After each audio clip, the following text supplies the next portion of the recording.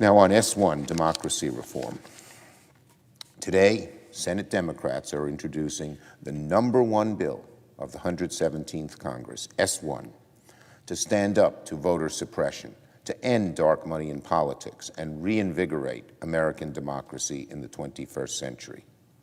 Make no mistake, democracy reform must be a top priority of this Congress, and I will put S1, For the People Act, on the floor of the Senate. For too long, we have let really important parts of our democracy wither. Unlimited dark money flows into campaigns. Special interests have way too much influence in Washington. And worst of all, there is a concerted nationwide effort to limit the right of American citizens, particularly people of color, to vote. Throughout America's history, we've seen a continuous cycle of expansions in our democracy being met all too often by vehement backlash against those who wish to maintain an exclusionary status quo. Earlier this year, we witnessed only the latest example in the form of a violent insurrection right here in this chamber, right here in this Capitol.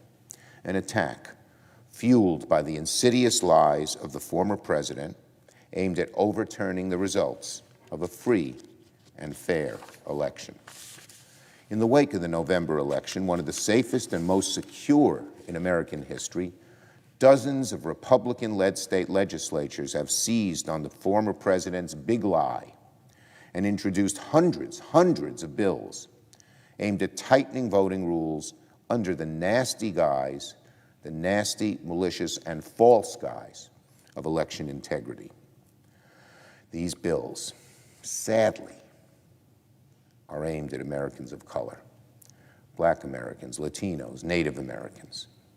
Despicably, efforts to target these historic disenfranchised communities have become a central component of the electoral strategy of one of America's major political parties. Shame on them.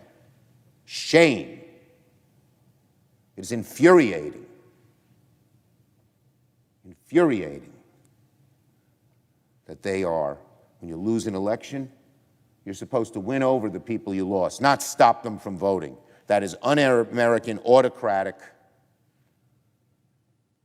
and against the fundamentals of our democracy. But this is happening in states all across the country. All across the country. Maybe the most reprehensible effort is underway in Georgia, where state Republicans are trying to limit absentee and mail-in voting, make it harder to post a ballot by drop box, and disallowing early voting on Sunday, a day when many church-going African Americans participate in voter drives. Does anyone on the other side of the aisle think taking Sunday way voting in Georgia is not bigoted? What's the rationale? Stop it if you want to stand for equality and justice. Our country has supposedly come a long way since African Americans in the South were forced to guess the number of jelly beans in a jar in order to vote. But some of these voter suppression laws in Georgia and other Republican states smack of Jim Crow in the 21st century, rearing its ugly head once again. These laws and their various cousins in state legislatures, Republican state legislatures across the country, are collectively one of the greatest threats to modern American democracy. According to a recent report in the Washington Post, these laws could strain every available method of voting for tens of millions of Americans, potentially amounting to the most sweeping contraction of ballot access in the United States since the end of Reconstruction, when southern states curtailed the voting rights of formerly enslaved black men.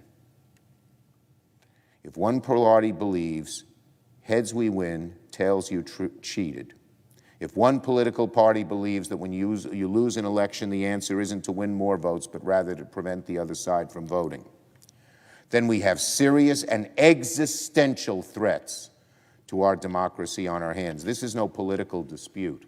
It goes way beyond that, to the core of what America is all about. That's why we need S1 so badly. A bill that would combat all of these voter suppression efforts by restoring critical parts of the Voting Rights Act. A bill that would make it easier, not harder, to vote by automatically registering American voters when they get a driver's license. A bill that would limit dark money and corruption in our politics and much more. There are a lot of problems in our country: health care and climate change and income inequality. But we designed a democracy that would allow competing interests in our country to come together and agree on solutions. If our democracy doesn't work, we have no hope of solving any of our other problems. S1 is going to be a top priority this Congress. We will fight and fight and fight to get this done legislatively. Failure is not an option.